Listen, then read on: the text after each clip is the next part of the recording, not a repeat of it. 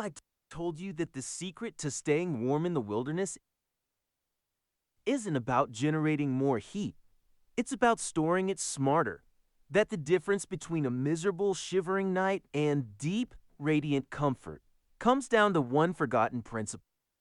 Stop fighting the cold air around you and start charging the mass beneath you. For thousands of years, our ancestors understood this intuitively. They didn't have thermostats or propane heaters. They had bricks, stones, and water, and they used them as thermal batteries, storing daytime heat to release through the frozen night. Tonight, we're rediscovering that art, not as a historical curiosity, but as a practical, physics-backed strategy for modern campers who want to sleep warmer with less fuel, less weight, and more resilience. Let's begin with a simple thought experiment. Imagine two identical tents on a 25-degree Fahrenheit night. In tent A, a camper runs a small propane heater for 20 minutes before bed, raising the air temperature to 65 degrees. He turns it off, crawls into his sleeping bag, and within an hour, he's shivering again. Why? Because air has almost no ability to hold heat. The moment the heater stops, that warm air either escapes through microscopic gaps in the tent fabric or cools rapidly against the cold inner walls. Air is a terrible battery. It's like trying to store water in a sieve. In tent B, the camper does something different. He boils 2 liters of water before sunset, pours it into insulated stainless steel bottles, and places those bottles at the foot of his sleeping pad. He doesn't heat the air at all. Yet 8 hours later, as dawn approaches, those bottles are still radiating gentle warmth against his feet. He slept deeply. He used a fraction of the fuel. And he understood the first law of thermal comfort. Density beats volume every time. This isn't new wisdom. Walk with me back to medieval Europe, where winter nights in stone castles plunged below freezing. Lords and ladies didn't rely on fireplaces alone. That heat rose straight up the chimney, leaving the stone floors icy. Instead, servants would heat specially made ceramic bricks called bed warmers in the hearth for hours. These weren't ordinary bricks. They were dense, fired clay with high thermal mass. Once heated to 150 degrees Fahrenheit, a servant would wrap the brick in wool cloth and slide it between the sheets at the foot of the bed. That single brick would radiate usable heat for 4 to 6 hours, not by warming the air in the chamber, but by directly warming the human body through radiant transfer. The sleeper's feet absorbed that energy, their blood circulated it through their core, and their entire metabolic system stabilized. No drafts, no dry air, just slow, steady release from a charged thermal mass. This was passive heating at its most elegant, a technology requiring no moving parts, no electricity, just an understanding of how materials store and release energy. But the Europeans didn't invent this. Go further back to Viking longhouses of the 9th century. Archaeologists have uncovered hearthstones, smooth, river-worn granite boulders placed deliberately around central fire pits. These weren't structural, they were functional thermal batteries. As families gathered around the fire for evening meals, these stones absorbed intense heat. When bedtime came, individuals would carefully roll selected stones, wrapped in hides, into their sleeping areas. One properly heated granite stone, weighing just 5 pounds, could maintain surface temperatures above 100 degrees Fahrenheit for over 3 hours in a 30-degree environment. The Vikings understood something critical. Stone doesn't just get hot. It stays hot, and it releases that heat not as a blast, but as a gentle infrared radiation that penetrates clothing and skin without scorching. This is the difference between convective heat, which must warm all the air between source and body, and radiant heat, which travels in straight lines directly into your tissues. Let's pause here to understand the physics that made these ancestral techniques work. It all comes down to a property called specific heat capacity, the amount of energy required to raise 1 kilogram of a substance by 1 degree Celsius. Air has a specific heat capacity of about 1.0 kilojoule per kilogram per degree. Water, 4.18 kilojoules. Granite stone, 0.79 kilojoules. Brick, 0.84 kilojoules. At first glance, water seems superior, and it is by weight. But here's where density changes everything. 1 cubic foot of air weighs roughly 0.08 pounds. 1 cubic foot of water weighs 62.4 pounds. 1 cubic foot of granite weighs 168 pounds. So while water has higher specific heat per kilogram, dense materials like stone pack vastly more thermal mass per volume. A 5-pound granite stone contains far more heat-storing potential than 5 pounds of air, which is why heating air is so inefficient. You're trying to charge a battery made of vapor. Thermal mass materials are dense, heavy, and slow to change temperature, which is precisely why they make excellent batteries. They resist thermal change. They absorb energy gradually and release it gradually. This isn't a flaw, it's the entire point. Now, let's address water's unique superpower, its density anomaly. Most substances become denser as they cool. Water does too, until it reaches 39 degrees Fahrenheit. Below that temperature, water molecules begin forming crystalline structures in preparation for freezing, causing the liquid to actually expand and become less dense. This is why ice floats. But for our purposes as campers, this anomaly creates a remarkable thermal buffering effect. As water cools from boiling toward 39 degrees, it releases enormous amounts of energy. 540 calories per g-ram during vaporization alone, plus 100 calories per I-ring. GM as it cools from 212 to 32 degrees. But here's the magic. Once it hits 39 degrees, that cooling process slows dramatically as the water resists further temperature drop while reorganizing its molecular structure. In practical terms, a bottle of hot water doesn't cool linearly. It drops quickly from 200 to 140 degrees, then slows considerably between 180 and experiences a final thermal plateau near 40 degrees where it stubbornly resists freezing. This nonlinear cooling curve is nature's gift to cold weather campers. It means your thermal battery delivers usable warmth precisely when you need it most, during the coldest pre-dawn hours. Let's translate this into modern campcraft. You are backpacking in the Rockies in October. Nighttime temperatures will hit 15 degrees Fahrenheit. Your sleeping bag is rated to 20 degrees. You are cutting it close. Most campers would either accept shivering or carry extra fuel to run a heater. But you understand thermal mass before sunset, why you still have daylight and energy? You boiled 2 liters of water using your stove. You pour 1 liter into a wide-mouth, vacuum-insulated stainless steel bottle, never glass, never thin plastic. You pour the second liter into a second identical bottle.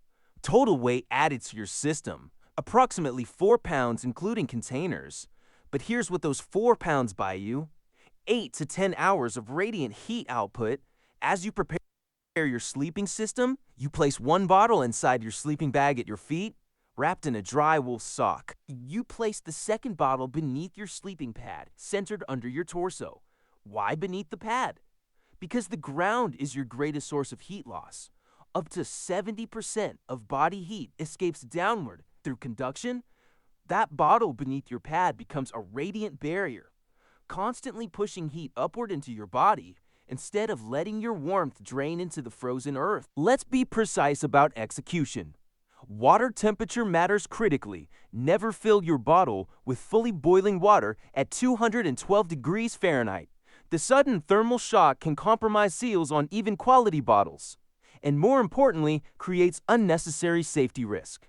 Instead, remove your pot from heat and let it sit for 60 seconds, cooling to approximately 200 degrees. This is hot enough to store massive energy, but safe for containers and skin when properly wrapped. Always wrap bottles in at least 1 layer of insulating fabric. Wool socks work perfectly before placing against your body. Direct contact with 140-degree surfaces can cause low-temperature burns after prolonged exposure, especially when you're asleep and can't feel discomfort building. Placement strategy is equally important. Feet first. Your extremities have high surface area to volume ratios and lose heat rapidly. Warming your feet triggers vasodilation, blood vessels open, circulation improves, and warm blood returns to your core. This is physiologically more efficient than placing heat at your chest, which can actually cause your body to restrict blood flow to extremities in a misguided attempt to preserve core temperature. Warm the periphery, and your entire system stabilizes. But what if you don't have a stainless steel bottle? What if you're in a survival situation with minimal gear? Our ancestors worked with what the land provided, and so can you. River stones become your thermal batteries. But not all stones are safe. Avoid layered sedimentary rocks like sandstone or shale. They can trap moisture internally, which turns to steam when heated, causing the stone to explode violently. Avoid any stone with visible cracks or fissures. Instead, seek dense, igneous rocks, granite, basalt, or smooth river cobbles that feel uniformly heavy for their size. Test a stone's safety before full heating. Hold it near your fire for 5 minutes. If you hear popping, hissing, or see steam escaping, discard it immediately. Safe stones can be heated gradually in the outer edge of your campfire's coal bed for 45 to 60 minutes, not an open flame, which creates dangerous temperature differentials. Once heated, use thick gloves or sticks to retrieve them. Wrap each stone individually in multiple layers of dry cloth. Never place bare hot stone directly against synthetic sleeping bag fabric, which can melt at surprisingly low temperatures. One properly heated 3-pound granite cobble, wrapped securely, will deliver 3 to 4 hours of radiant warmth at your feet. 2 stones extend that to 6 hours. This is ancestral technology, refined by physics. Now, let's address a critical misconception. Thermal mass isn't about making you hot. It's about preventing you from getting cold. There's a profound difference. A space heater makes you hot by overwhelming your environment with excess energy, most of which escapes unused. A thermal battery makes you not cold by matching its heat output to your body's natural heat loss rate. Your resting human body generates approximately 100 watts of thermal energy, about the output of an old incandescent light bulb. On a cold night, you lose that heat to the environment through radiation, conduction, and convection. A properly sized thermal battery doesn't need to output 500 watts like a propane heater. It only needs to offset your net heat loss, perhaps 30 to 50 watts during sleep. That's why a simple water bottle works. It's not trying to heat your tent. It's only trying to balance the equation between your body's output and the environment's drain. This precision is why thermal mass heating feels more comfortable. It eliminates temperature swings, no blast of hot air followed by chilling drafts. Just steady state equilibrium. Your body relaxes because it stops fighting. And when your body relaxes, your metabolism stabilizes and you sleep deeper, a critical survival advantage that modern campers overlook. Let's calculate the energy math to prove this isn't theoretical. Boiling 1 liter of water from 50-degree source temperature requires approximately 0.12 kilowatt hours of energy, about what your backpacking stove consumes in 7 minutes of burn time using white gas or isobutane. That single liter, once heated, contains roughly 334 watt-hours of thermal energy. Even with conservative 60% efficiency losses through your bottle's walls and fabric wrapping, you're still delivering 200 watt-hours of usable heat over 8 hours. That's 25 watts of continuous output. Exactly, matching your body's heat loss during sleep. Compare this to running a small propane heater for the same 8 hours, which might consume 8,000 BTUs both per hour, totaling over 18 kilowatt hours of fuel energy, most of which escapes unused into the atmosphere. The thermal battery approach uses less than 1% of the fuel energy while delivering superior personal comfort. This isn't marginal efficiency, it's orders of magnitude improvement. And it scales beautifully. 2 liters doubles your thermal reserve without doubling fuel consumption. because boiling 2 liters simultaneously is only marginally less efficient than boiling 1. But water has another advantage over stone that our ancestors couldn't fully exploit: phase change. When water freezes, it releases 334 kilojoules per kilogram, a massive burst of latent heat that occurs at a constant 32 degrees Fahrenheit. This isn't theoretical, it's observable. Place a bottle of near-freezing water outside on a 25-degree night. The temperature will drop steadily until it hits 32 degrees. Then pause for 30 to 60 minutes as the water transitions to ice, maintaining exactly 32 degrees throughout the phase change. Only after fully freezing will the temperature drop toward ambient again. For campers, this creates a thermal safety net. Your water bottle won't suddenly go from warm to cold. It will plateau at a survivable 32 degrees during the most critical pre-dawn hours. Stone has no equivalent phase change buffer. It cools linearly and relentlessly. This is why water, despite stone's higher density, often makes the superior portable thermal battery. Its molecular behavior provides built-in thermal regulation precisely when you need it most. You can even engineer this intentionally. Partially freeze your water bottle before your trip. Then top it with hot water at camp. The ice core extends the thermal plateau, stretching your warmth deeper into the night. Let's talk about system integration, how thermal mass works synergistically with your existing sleep system rather than replacing it. Your sleeping bag isn't a heater, it's an insulator. It slows heat loss but generates zero warmth. Your sleeping pad isn't comfort padding, it's a conductive barrier, preventing your body heat from draining into the ground. Thermal mass completes this system by becoming the actual heat source, small, targeted, and efficient. Place your water bottle at your feet inside the bag, and you've created a microclimate where radiant heat flows upward through your body while your bag's insulation traps that warmth. Place a second bottle under your pad, and you've attacked conductive loss at its source, the ground interface. This layered defense, radiant input from mass, convective blocking from bag insulation, conductive blocking from pad, creates thermal redundancy. If one layer fails, others compensate. This is how indigenous peoples survived extreme cold with minimal technology, not through single heroic solutions, but through integrated systems where each element supported the others. Your modern gear becomes dramatically more effective when you add this ancestral layer of thermal mass strategy. Safety deserves its own dedicated discussion, not as an afterthought, but as the foundation of responsible practice. Thermal mass heating is inherently safer than open flames or fuel-burning heaters in enclosed spaces. No carbon monoxide risk, no fire hazard once charged. But it introduces its own risks that demand respect. First, container integrity. Never use glass bottles, they can shatter from thermal stress. Never use single-walled metal containers without insulation. They'll burn through fabric and skin. Vacuum-insulated stainless steel is the only safe modern container for direct body contact applications.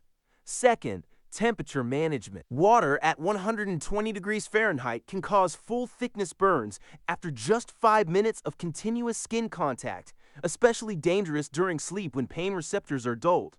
Always wrap bottles in at least 2 layers of dry fabric. Test temperature on your inner forearm for 30 seconds before committing to all-night contact. Third, pressure buildup. Never seal a hot bottle completely airtight. Leave the cap slightly loose for the first 10 minutes to allow steam pressure to equalize, then tighten. Fourth, moisture management. Condensation will form on bottle exteriors as they cool. Always place bottles inside sealed Ziploc bags before wrapping in fabric. This prevents moisture from migrating into your insulation layers, which would destroy their thermal properties. These aren't optional precautions. They're what separate effective thermal mass use from dangerous improvisation. Now let's explore advanced applications beyond the basic foot warmer technique. What if you're winter camping in a single-wall tent where condensation is your enemy? Place your thermal mass bottle upright in the tent center, not inside your sleeping system. As it radiates heat, it gently warms the tent fabric, just enough to keep interior surfaces above the dew point. Result: dramatically reduce condensation without raising air temperature enough to trigger excessive moisture production from your breath. The bottle becomes a humidity regulator. Or consider this: during daytime rest, stops in extreme cold, place a freshly charged thermal mass bottle against your kidneys while sitting on your pack. The kidneys are thermally sensitive organs. Warming them triggers systemic vasodilation that raises core temperature faster than warming extremities alone. This is a technique documented among Arctic indigenous hunters for rapid rewarming during brief shelter stops or for multi-day expeditions. Use your evening cooking water twice. After rehydrating your freeze-dried meal, don't discard that hot water. Pour it into your thermal mass bottle. It's already hot, requiring zero additional fuel to charge your overnight battery. This is thermal economy, extracting multiple services from a single energy input. Let's address the psychological dimension. Why thermal mass heating feels different, and why that matters for safety and performance. Forced air heating creates anxiety. You hear the heater cycle on and off. You feel temperature fluctuations. Your body remains in a low-grade stress response, never fully relaxing because the thermal environment feels unstable. Thermal mass creates psychological security. Once you place that light-warm bottle at your feet, you feel immediate, tangible comfort. More importantly, you know it will last hours. You've charged your battery. This knowledge allows your nervous system to shift from sympathetic fight or flight to parasympathetic dominance. Your heart rate lowers. Your breathing deepens. You fall asleep faster and achieve deeper REM cycles. In survival contexts, this is a luxury. It's critical. Sleep-deprived individuals make catastrophic errors in judgment. Cold-stressed individuals experience impaired cognition, equivalent to mild intoxication. By guaranteeing thermal comfort through the night, thermal mass strategy preserves cognitive function, the most important survival tool you carry. Our ancestors knew this intuitively. A warm stone at the feet wasn't just physical comfort. It was peace of mind that enabled restorative rest when rest meant survival. We must also confront limitations honestly. Thermal mass isn't magic. It won't compensate for fundamentally inadequate insulation. If your sleeping bag is rated 40 degrees warmer than ambient temperature, no amount of hot water bottles will save you. It won't work if your thermal battery is undersized. A single 500 milliliters bottle won't sustain warmth through a 0-degree night for an adult. The rule of thumb: 1 liter of hot water per 20-degree differential between ambient and comfort temperature per 8 hours of sleep. At 15 degrees ambient, seeking 65-degree comfort, that's a 50-degree differential, requiring approximately 2.5 liters of hot water strategically placed. Also, thermal mass requires advanced planning. You must charge your batteries before you are cold and exhausted. This demands discipline, boiling water while you still have energy in daylight, not waiting until you're shivering in the dark. And thermal mass adds weight, approximately 2 pounds per liter, including container. For ultralight purists, this represents a philosophical trade-off, carrying slightly more weight to dramatically reduce fuel consumption and improve sleep quality. There's no universal right answer, but there is an informed choice once you understand the physics. Let's examine historical case studies that prove this isn't theoretical. The Sami people of Scandinavia, the indigenous reindeer herders, survived Arctic winters in lavu tents with nothing but an open fire and thermal mass strategy. They didn't sleep near the fire. That would have overheated them while leaving their backs freezing against tent walls. Instead, they placed flat soapstones around the fire's perimeter for hours, absorbing heat. Before sleep, they positioned these stones along the perimeter of their sleeping area, creating a radiant barrier that warmed both their bodies and the tent walls. The warmed walls then stopped radiating cold back at them. A subtle but critical point. Cold surfaces don't just fail to warm you, they actively cool you by absorbing your body's radiant heat. By warming surrounding surfaces with thermal mass, the Sami transformed their entire microenvironment from heat sink to heat source.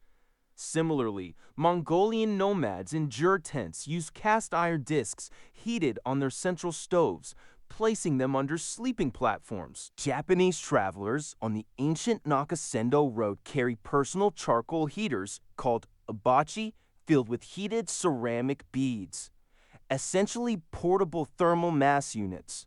These weren't isolated tricks. They were universal principles applied across cultures separated by oceans and millennia.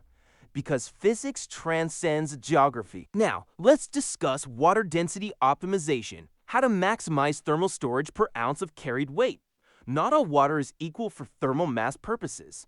Adding certain dissolved solids increases water's specific heat capacity marginally, but more importantly, changes its freezing point and phase change behavior. A 20% saline solution, approximately 200 grams of non-iodized salt per liter of water, lowers the freezing point to approximately 5 degrees Fahrenheit while maintaining nearly identical heat capacity. Why does this matter? Because that saline solution won't begin its phase change plateau until much colder temperatures, extending the period of steady heat release deeper into extreme cold. The saltwater bottle stays liquid longer, releasing heat continuously rather than pausing at 32 degrees. For expeditions below 0 Fahrenheit, this simple modification can extend usable warmth by 90 to 120 minutes. Another technique, layer your bottle. Fill the bottom third with small, smooth pebbles, dense thermal mass that won't shift dangerously. Then top with water. The stones heat slightly slower but retain heat longer during the final cooling phase, smoothing the entire discharge curve. These aren't gimmicks, they're material science optimizations that our ancestors discovered through trial and error, and that modern physics can now explain and refine. Let's talk about recharging in multi-day scenarios. Thermal mass strategy shines brightest on extended trips where fuel conservation becomes critical. Imagine a 5-day winter backpacking trip where temperatures average 10 degrees Fahrenheit. A conventional approach might carry 5 canisters of isobutane fuel, totaling 20 ounces to run a heater each night. The thermal mass approach carries 1 fuel canister, 4 ounces, and uses it strategically. Each evening, you boil 2 liters of water for dinner rehydration and hot drinks. Instead of discarding that water after use, you capture every drop in your thermal mass bottles. Your cooking water becomes your heating system. Net fuel consumption drops 80%. Weight savings, 16 ounces of fuel, plus the eliminated heater hardware. But here's the compounding advantage. Because you sleep warmer and more deeply, your body burns fewer calories overnight, maintaining core temperature. You wake more rested, requiring less food energy to function the next day. This creates a positive feedback loop. Better sleep reduces caloric needs, which reduces food weight, which reduces overall pack weight. Thermal mass isn't just a heating technique, it's a system multiplier that cascades through every aspect of expedition planning. We should also address the ground interface, the single greatest source of conductive heat loss that most campers misunderstand. When you lie on a sleeping pad rated R4.0 on snow at 15 degrees Fahrenheit, your body heat still conducts downward through that pad, just more slowly. The pad resists heat flow. It doesn't eliminate it. Thermal mass placed under the pad attacks this loss at the source, but placement matters critically. Don't place the bottle directly under your spine. That creates pressure points and discomfort. Instead, position it under your torso center of mass, slightly offset toward your kidneys. This location maximizes conductive transfer into your core while avoiding discomfort. Even better, use a flat, flexible thermal mass like a sealed hydration bladder filled with hot water. Lay it flat beneath your entire torso section of the pad. This creates uniform radiant warmth across your entire back, eliminating cold spots where heat drains through pad seams or compressed insulation. The bladder conforms to ground contours, maintaining consistent contact where rigid bottles might create air gaps. This is thermal engineering at the human scale. Understanding that heat transfer depends on surface contact quality as much as temperature differential. Let's explore emergency applications when thermal mass becomes a survival tool rather than a comfort enhancement. Hypothermia doesn't announce itself with shivering alone. The dangerous phase begins when shivering stops, your body has exhausted its metabolic reserves and begins shutting down non-essential functions. At this stage, external heat application becomes critical, but must be applied correctly. Never place heat sources on extremities. That drives cold, acidic blood from limbs back to the core, potentially triggering cardiac arrest. Instead, apply thermal mass to areas with high blood flow near the surface, the groin, armpits, and sides of the neck. These are your body's thermal gateways. A hot water bottle wrapped in cloth and placed in the groin area will rewarm core blood directly, with effects measurable in minutes.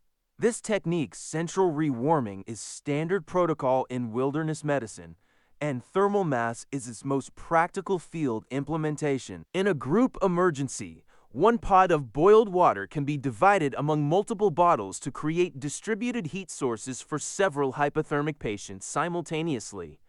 No electricity required, no complex equipment, just water, fire, and understanding. Now, let's discuss material selection beyond stainless steel bottles. What if you were in a minimalist or improvised scenario? Food-grade silicone bags, like stasher bags, can safely hold hot water up to 400 degrees Fahrenheit. Fill one with hot water, press out air, seal completely, and wrap in cloth. The flexible form factor allows conforming to body contours. Military surplus canteen covers made of wool felt make perfect insulating wraps, designed specifically for this purpose decades ago. Even your cooking pot becomes thermal mass. After dinner, fill your titanium pot with hot water. Screw on the lid tightly, wrap in your spare clothing, and place at your feet. Titanium's low specific heat means it cools faster than steel, but the water inside still provides hours of warmth. The principle transcends containers. Any vessel that safely holds hot water becomes a thermal battery. This is the essence of ancestral thinking, not dependence on specialized gear, but understanding principles that allow improvisation with available materials. A plastic Naldine bottle? Dangerous, most plastics leach chemicals when heated and can deform. But in true survival scenarios with no alternatives, filling it with 140-degree water, not boiling, and double bagging in Ziplocs creates a temporary solution. Know your material limits, but also know that imperfect thermal mass beats no thermal mass when survival is at stake. Let's examine the metabolic dimension, how thermal mass affects your body's internal furnace. When you're cold, your body burns calories to generate heat through shivering thermogenesis, inefficient, exhausting, and unsustainable. 1 hour of intense shivering can burn 400 to 600 calories, calories you likely can't replace in a winter environment. By providing external radiant heat through thermal mass, you eliminate shivering entirely. Your body shifts to basal metabolic rate, burning only 60 to 70 calories per hour while sleeping. Over 8 hours. That's a difference of nearly 4,000 calories preserved, equivalent to 2 full days of food rations. This isn't theoretical math, it's documented in Antarctic research stations where personnel using radiant floor heating consumed significantly fewer calories than those relying on forced air systems, despite identical ambient temperature. Why? Because radiant heat satisfies the body's thermal receptors more completely. You feel warmer at lower air temperatures. So your hypothalamus doesn't trigger heat generation responses. Thermal mass doesn't just save fuel weight, it saves food weight. It preserves energy that would otherwise be wasted fighting cold. In expedition planning, this changes everything. Lighter food loads, reduced caloric stress, better cognitive function from stable blood sugar. We must also address moisture management, the silent killer in cold environments. Every liter of water vapor your breath releases must either escape your shelter or condense on cold surfaces. Condensation soaks insulation, destroying its thermal properties. Thermal mass helps manage this in counterintuitive ways. First, by warming tent walls slightly, it keeps surfaces above dew point, reducing condensation formation. Second, by allowing you to sleep comfortably with tent vents more open. It increases air exchange, letting moisture escape before condensing. This seems paradoxical. You'd expect opening vents to make you colder. But because your thermal mass provides direct radiant warmth to your body, you remain comfortable even with increased ventilation. The result: drier sleeping bag, drier clothing, preserved insulation performance. Third, the thermal mass bottle itself becomes a condensation trap. As it cools through the night, moisture in the air preferentially condenses on its cool surface rather than on your bag's shell. Wipe it down in the morning, and you've removed moisture from your microenvironment. This isn't accidental, it's engineered humidity control through thermodynamics. Our ancestors didn't understand dew point physics, but they observed that stones placed near sleepers kept bedding drier, and they incorporated that observation into their practices. Let's discuss scaling, how these principles apply beyond individual camping to base camps, cabins, and even home preparedness. In a winter base camp with a wood stove, don't just heat the air. Place dense thermal mass where it counts. A cast iron griddle on the stove's surface absorbs heat during cooking, then can be moved using proper tools to radiate warmth near sleeping areas after the fire dies. Stack fire bricks around your stove. They absorb excess heat during roaring fires. Then release it slowly as flames diminish, smoothing temperature swings. For cabin dwellers, large containers of water placed near wood stoves become passive thermal regulators, absorbing heat when the stove is hot, releasing it when the fire dies down. This isn't primitive, it's sophisticated passive solar design adapted to combustion heat sources. Even in urban settings during power outages, thermal mass strategy applies. Fill bathtubs with hot water before anticipated outages. That water becomes both emergency drinking supply and radiant heat source as it cools. The principle scales seamlessly from solo backpacker to family shelter because it's based on universal physics, not dependent on technology level. Now let's confront the psychological barrier that prevents modern adoption: our addiction to instant, effortless heat.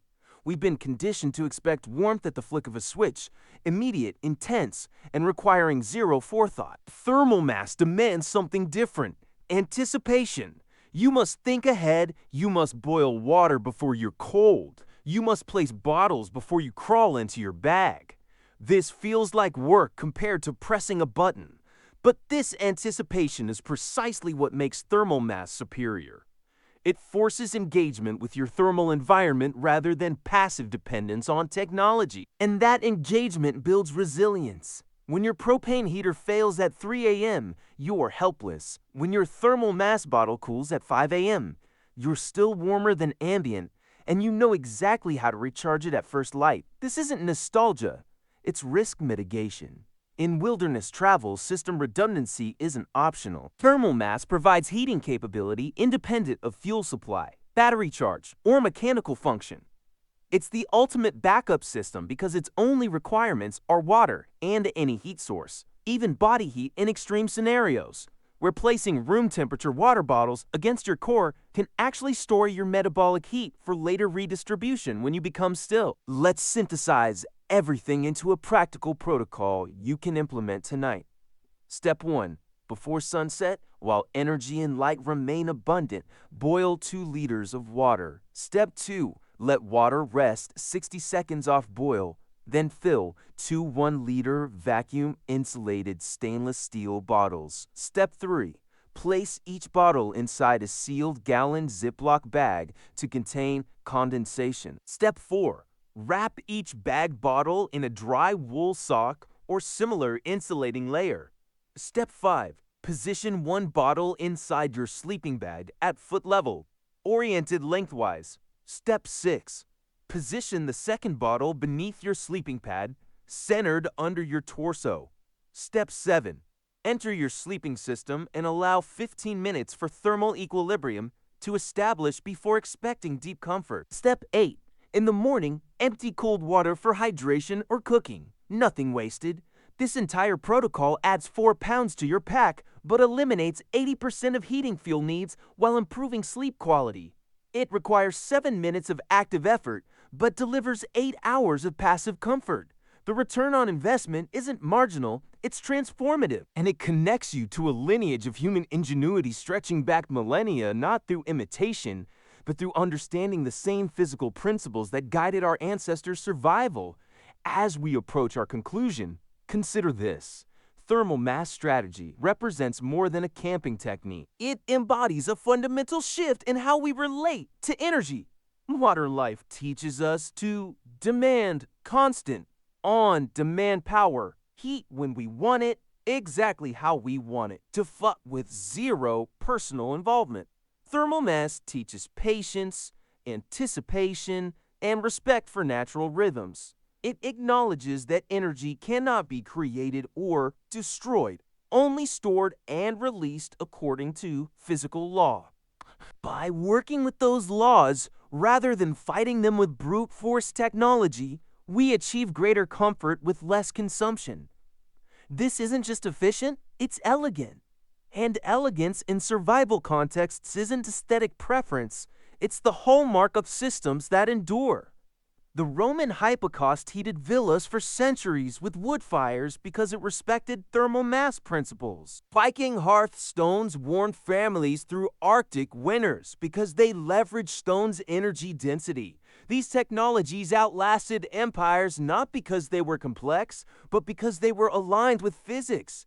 Your stainless steel bottle continues that lineage, not as historical reenactment, but as applied physics that happens to be timeless. The art of the thermal battery isn't about replicating the past. It's about rediscovering principles that never became obsolete, only forgotten in our rush toward complexity. Heat a brick by the fire. Fill a bottle with hot water. Place it where your body loses heat fastest. Sleep deeply while it radiates stored energy back into your tissues. Wake rested, fueled by physics rather than fossil carbon. This is ancestral wisdom refined by thermodynamics, not a compromise but an optimization.